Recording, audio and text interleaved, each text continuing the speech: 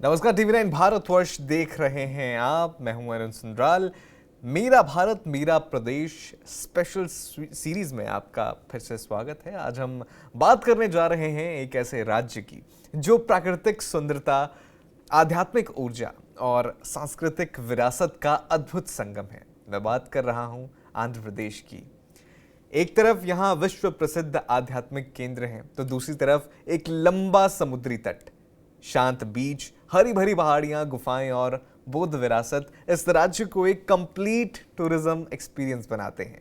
आज हमारे साथ जुड़ रहे हैं आंध्र प्रदेश टूरिज्म डिपार्टमेंट के special chief secretary Shri Ajay Jain ji, जो बताएंगे कैसे आने वाले समय में आंध्र प्रदेश भारत के सबसे आकर्षक टूरिस्ट डेस्टिनेशन में अपनी पहचान बना रहा है। बहुत बहुत स्वागत है आपका अजय जैन जी, हमारे साथ जुड़े हैं आप जी। देखिए, सबसे पहला अजय जैन जी आपसे सवाल यही मैं जानना चाहूँगा, क्योंकि हम सब जानते हैं आंध्र प्रदेश जो है, यहाँ मंदिर हैं, समुद्र तट हैं, पहाड़ हैं, गुफाएं हैं, नदियाँ हैं और विरासत के मामले में सब कुछ है, एक कंप्लीट पैकेज मैं कहूँगा। लेकिन फिर भी अगर देखा जाए तो नेशनल लेवल पर जो इसकी जो टूरिज्म आइडेंटिटी है वो अभी उतनी स्ट्रांग नहीं है जितनी गोवा की हो गई या केरल की हो गई। तो अगले 5 साल में आप चाहते हैं कि जैसे आंध्र प्रदेश को एक लाइन में किस आइडेंटिटी से जाना जाए, वो आपसे जानना चाहूंगा। Thank you Arun ji. आपने जैसे सही कहा कि we have got variety of experiences. If I am permitted to say, I would say like Andhra Pradesh, we have got the beaches of Goa, we have got the temples of Tamil Nadu, we have got the backwaters of Kerala, we have got the forests and ecotourism of Karnataka, we have the palaces and hospitality of Rajasthan. So I would say it is a most diverse experience state, all in one, all experiences in one. So that is how we would like to package Andhra Pradesh as. But as you rightly said, while a lot of potential is there, but yes, promotion wise and in terms of national identity also, while the number of tourists, we stand number 3rd in the country thanks to Lord Balaji. But then yes, in terms of visibility on the tourism map, we have a lot of work to do and catch up with Kerala or Goa or Rajasthan, no doubts about it. That is why ये जो कि सरकार हमारी आई थी 2024 में, ये new tourism policy लेके आए हैं 2024 से 29। उसमें जो है पहली बार टूरिज्म को एक इंडस्ट्री रूप में माना गया है। It was first time industry status has been given, while other states have given earlier, many other states, now we have given tourism status and lots of incentives have been given to promote tourism. जी, आपने tourism policy की बात की, तो इसमें एक जो aspect है वो इन्वेस्टमेंट प्लान का भी है। हज़ारों करोड़ रुपए इन्वेस्टमेंट इस सेक्टर में लाने की जो है बात कही गई है। तो ये जो सरकार का टारगेट है, आपसे जानना चाहूँगा कि ये जो इन्वेस्टमेंट है सबसे ज़्यादा कहाँ जाने की बात है? क्या होटल्स, जो रिजॉर्ट्स हैं, क्रूज टूरिज्म है, एडवेंचर टूरिज्म है, या फिर जो बेसिक इंफ्रास्ट्रक्चर है उसको इम्प्रूव करने की ओर ये जो खर्चा है ये किया जाएगा? या See, maximum private investment is coming in hotels and resorts. देखिए, हमारे पास सबसे बड़ी जो प्रॉब्लम ये थी कि टूरिस्ट आने हैं, फॉरेन टूरिस्ट आने हैं, डोमेस्टिक टूरिस्ट भी आनी है, so you need the room inventory. हमारे पास 2024 से पहले सिर्फ 4,500 क्लासिफाइड रूम्स अवेलेबल थे, that is 3 star and above, so which is very small if we see the size of Andhra Pradesh. So now as part of this new tourism policy, our Honorable Chief Minister has given a target of 50,000 classified rooms to be added in next 15 to 20 years. Now, तो because we are giving lots of incentives, जैसे मैंने बोला particularly hotels and resorts, और कोई भी tourism project हो तो उसके लिए capital subsidy भी state government देती है up to 10%. Then जो कि state GST reimbursement है वो up to 15 years हम लोग reimburse करते हैं. Stamp duty reimbursement है। फिर जो कि गवर्नमेंट लैंड्स है वो लॉन्ग टर्म लीज पे 99 ईयर्स लीज पे सिर्फ 1% ऑफ द बेसिक वैल्यू पे इन्वेस्टर्स को दिए जाते हैं। तो ये इंसेंटिव्स की बदौलत लास्ट 18 मंथ्स में, December 24 is when we brought this policy, in last 18 months already almost 48 projects with 9,000 rooms they have been approved, they have been sanction, और उसमें से आधे से ज़्यादा पे काम भी शुरू हो गया है। So most of the investment, as you rightly said, it is going towards hotels, resorts and amusement parks, private investment. जहाँ तक इंफ्रास्ट्रक्चर की बात है, वो इंफ्रास्ट्रक्चर गवर्नमेंट को खर्च करना है, whether it is road or improving the facilities. So we are thankful to Government of India also. उन्होंने भी हमें 8 प्रोजेक्ट सैंक्शन किए, करीब 400 करोड़ रुपए स्वदेश दर्शन में, प्रसाद स्कीम में और शासकी में और चैलेंज बेस्ड में, जिसमें 8 डेस्टिनेशन में बेसिक फैसिलिटीज इंप्रूव करने के लिए खर्चा हो रहा है।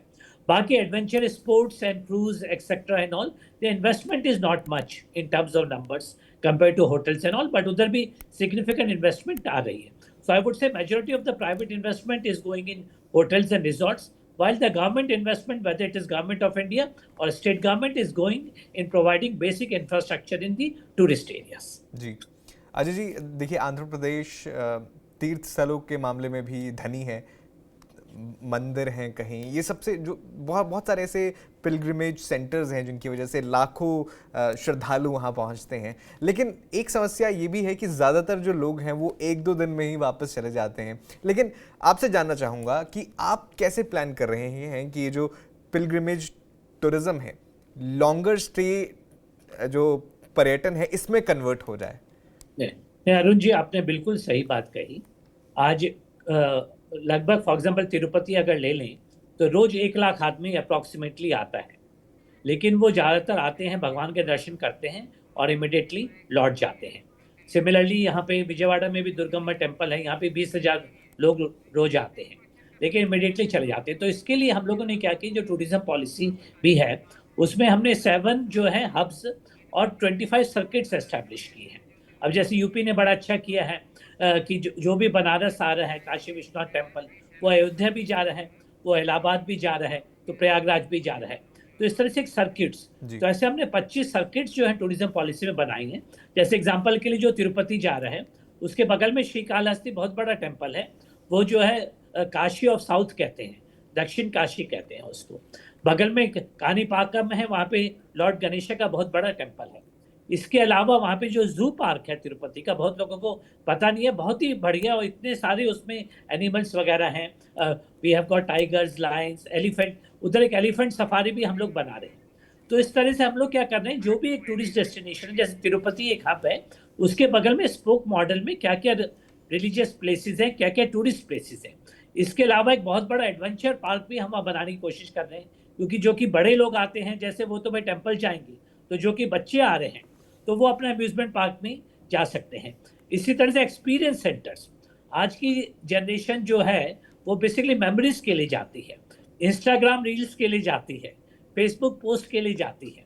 तो वो ध्यान में रखते हुए ऐसे कुछ टूरिस्ट पॉइंट्स, ऐसे तिरुपति के बगल में गंडीकोटा है, उसको ग्रैंड कैनियन ऑफ इंडिया कहते हैं, लेकिन बहुत लोगों को पता नहीं है।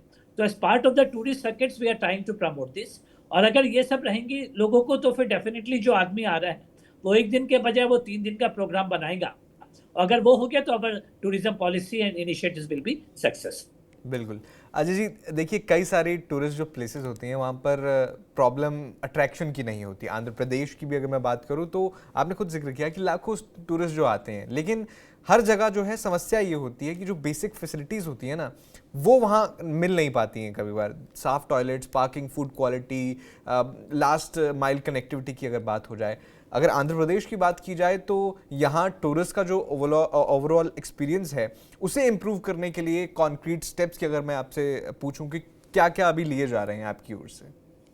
ये भी बिल्कुल सही बात आपने बोली कि जो है, देखिए गवर्नमेंट का क्या है, मतलब ना सिर्फ आंध्र प्रदेश गवर्नमेंट बल्कि कोई भी स्टेट गवर्नमेंट, एवं भारत सरकार भी, we are very good in creating infrastructure.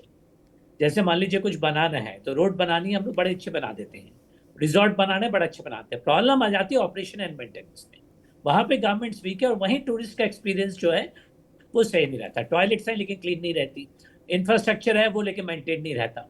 तो इसलिए जो है हम लोगों का उद्देश्य ये है कि जहाँ पर भी सरकार निवेश करती है, इन्वेस्टमेंट सरकार की तरफ से होते हैं, लेकिन ऑपरेशन एंड मेंटेनेंस जो है प्राइवेट आदमी को दिए जाए और उस पर जो है फिक्स्ड उसके स्टैंडर्ड्स, ऑपरेटिंग प्रोसीजर्स हों और फिक्स अकाउंटेबिलिटी फिक्स की जाए। और एक दूसरी बड़ी बात, टूरिस्ट के लिए सेफ्टी की बहुत बड़ी बात है। फॉर्चुनेटली आंध्र प्रदेश में लॉ एंड ऑर्डर अच्छा है, तो ऐसा कोई इंसिडेंट फॉर्चुनेटली अभी तक नहीं आया, क्योंकि सेफ्टी सबसे बड़ा है। एक छोटा भी इंसिडेंट हो जाए तो इमिडिएटली काफ़ी नेगेटिव वाइब्स क्रिएट कर देते हैं। तो इसके अलावा इसलिए मेंटेनेंस वगैरह तो हर जगह हमारा ये आइडिया है कि या तो हम कॉर्पोरेट्स को दे रहे हैं, जैसे कुछ बीचेस जो हम लोगों ने 9 बीचेस आइडेंटिफाई किए हैं जो कि हम ब्लू फ्लैग बीचेस के लिए जा रहे हैं।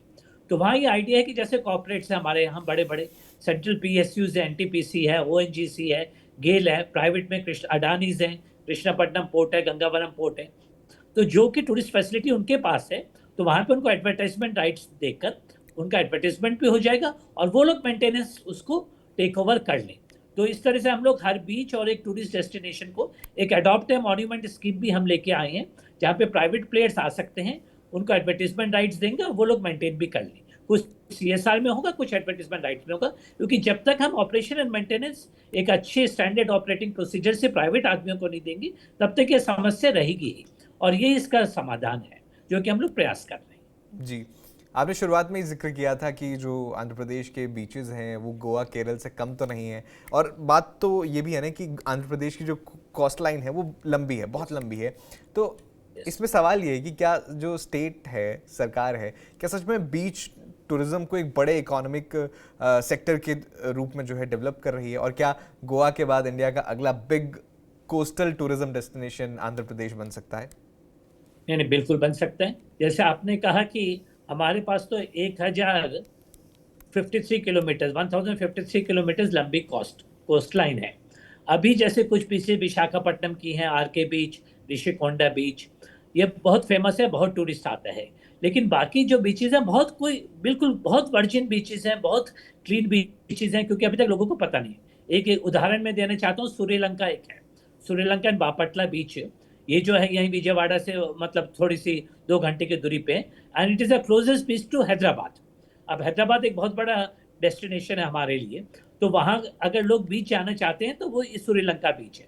तो पिछले 2 साल में इतनी डेवलपमेंट हुई है, और हैदराबाद का आदमी क्योंकि अगर गोवा जाने तो उसको फ्लाइट लेनी है, उसको वहाँ ये करना है, ये एक नेशनल हाईवे बन गई है thanks to mister Gadkari ji, और उनकी वजह से अब जो है तो 4 घंटे में ड्राइव करके, आजकल की जनरेशन ड्राइविंग एक्सपीरियंस भी चाहती है। फिर हम लोग कारवान टूरिज्म भी लेके आए हैं, कारवान में पूरी फैमिली बैठ जाती है, 2 दिन की हॉलीडेज हैं, पूरा आईटी क्राउड है, कंपनीज हैं, तो लार्ज नंबर जो है कमिंग टू श्रीलंका, बापटला वगैरह। उन्हीं का मानना ये है कि ये कोई गोवा से कम नहीं है। लेकिन अब एक इसमें कुछ चीजें हैं, जैसे एक तो गोवा में क्या, इसमें लोकल कम्युनिटी का और पूरे जो कि स्टेक होल्डर्स हैं उनका इन्वॉल्वमेंट बहुत जरूरी है। कि जैसे आपके टूरिस्ट जो कि टूर ऑपरेटर्स हैं, टैक्सी ड्राइवर्स हैं, गाइड्स हैं, उन लोगों को भी टूरिस्ट फ्रेंडली बनना पड़ेगा। जैसे अभी ये हाल था कुछ साल पहले तक कि कोई फॉरेनर आ जाए तो लोग उसको मतलब ऐसे देखने लगते थे कि जैसे उन्होंने कुछ देखा नहीं, तो which is not like by the foreigners. अब वो कल्चर धीरे धीरे दूर हो रही है, तो people have to become tourist friendly. फिर उनको ऐसा नहीं होना चाहिए कि कोई टूरिस्ट आ गया तो ठीक है भाई, इससे जितना पैसा आप ले सकते हो ले लो, ऐसा नहीं है। वो लॉन्ग टर्म इन्वेस्टमेंट है, वो आएंगे। तो अब ये फीलिंग्स जो है ये क्रिएट हो रही हैं, अच्छे एक्सपीरियंसेस हम लोग क्रिएट कर रहे हैं। तो आई हैव नो डाउट कि with all this and with number of properties, आज देखिए गोवा है तो इतने होटल्स हैं उधर बीच पे। सेकेंडली एक बहुत बड़ा डिसीजन अभी अभी हमारी सरकार ने लिया है, वो है कि बीच शैक्स अभी एक पायलट बेसिस पे अलाउ किए हैं। देखिए गोवा क्यों पॉपुलर है हम सबको पता है, वहाँ पे बीच शैक्स हैं, नाइट लाइफ है, म्यूजिक है, कॉन्सर्ट्स हैं, इसलिए बीच तो यहाँ पर भी है, लेकिन वो सब नहीं था। तो अभी गवर्नमेंट ने एक पायलट बेसिस पे जो है विशाखापट्टनम और ये श्रीलंका में 2 बीच शैक अलाउ किए हैं private basis, on A pilot basis. और इसके एक्सपीरियंस को देख के अगर ये सक्सेसफुल हुआ तो फिर ये धीरे धीरे रोल आउट किया जाएगा। और अब नए नए रिजॉर्ट्स आ रहे हैं, नई प्रॉपर्टीज आ रही हैं, लोगों का रवैया भी बदल रहा है। तो आई एम श्योर कि अगर ये सब रहा तो एक 4 से 5 साल में जो है इंडिया का new destination day is not far away when even foreign tourist जो कि रशिया से भर भर के फ्लाइट्स आती थी, वो गोवा के साथ साथ आंध्र प्रदेश में भी आएंगी। I am very sure on that. And second important thing is about the weddings, destination weddings. देखिए गोवा में भी डेस्टिनेशन वेडिंग्स होती है, राजस्थान में जयपुर और उदयपुर में होती है, वही विशाखापट्टनम में भी अब होनी स्टार्ट हो गई है। छत्तीसगढ़ के लोग, झारखंड के लोग, उड़ीसा के लोग अब आजकल वहाँ आ रहे हैं, लेकिन इतनी प्रॉपर्टीज नहीं थी। लेकिन आज वाइजैक के पास अब एक तो न्यू एयरपोर्ट आ रहे हैं, भोगापुरम एयरपोर्ट, माननीय प्रधानमंत्री जी उसका मतलब जल्दी से ही उसका उद्घाटन भी होगा।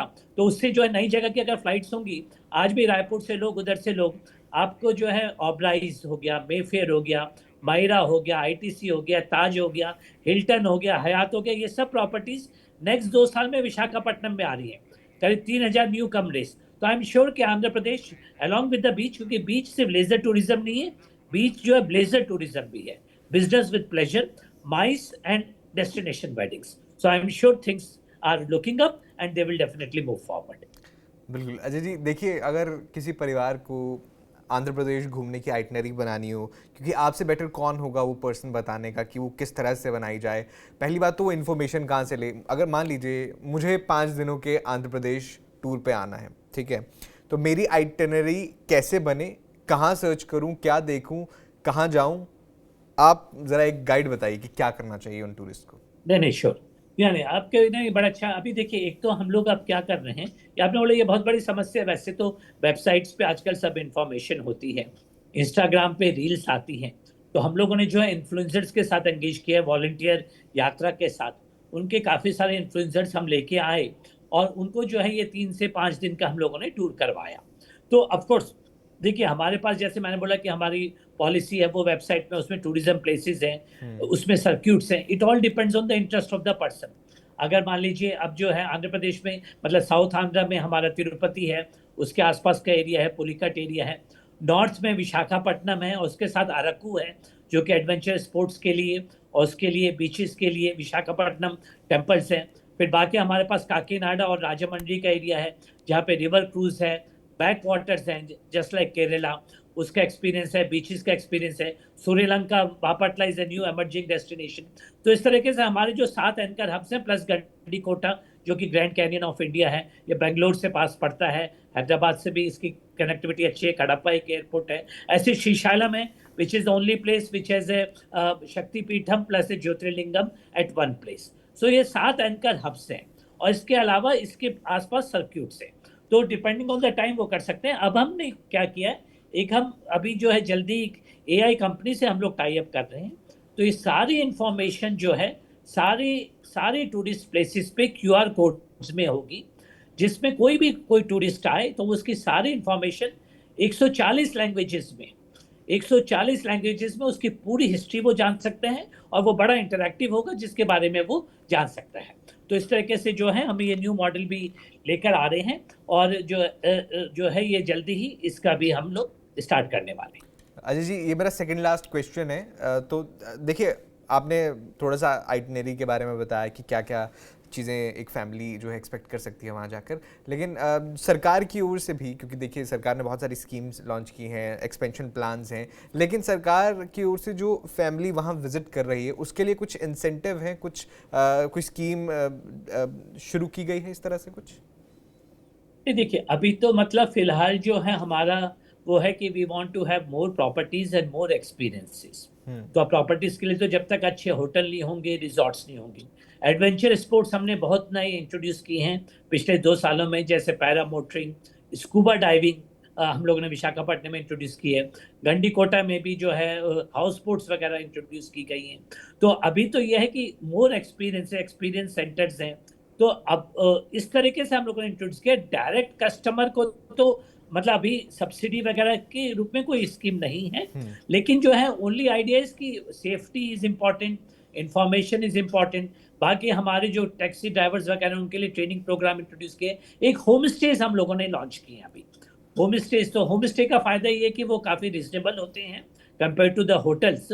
And then tourist can experience not only the physical beauty, he can also experience the cultural part of Andhra Pradesh. मतलब उनके घर में रहे, उनका क्विजिन करे.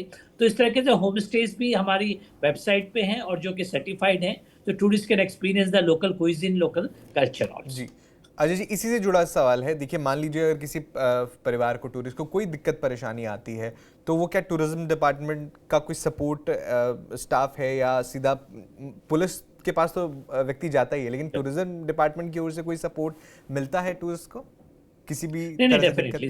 देखिए हर टूरिस्ट प्लेस पे हमारे डेजिग्नेटेड ऑफिसर्स हैं.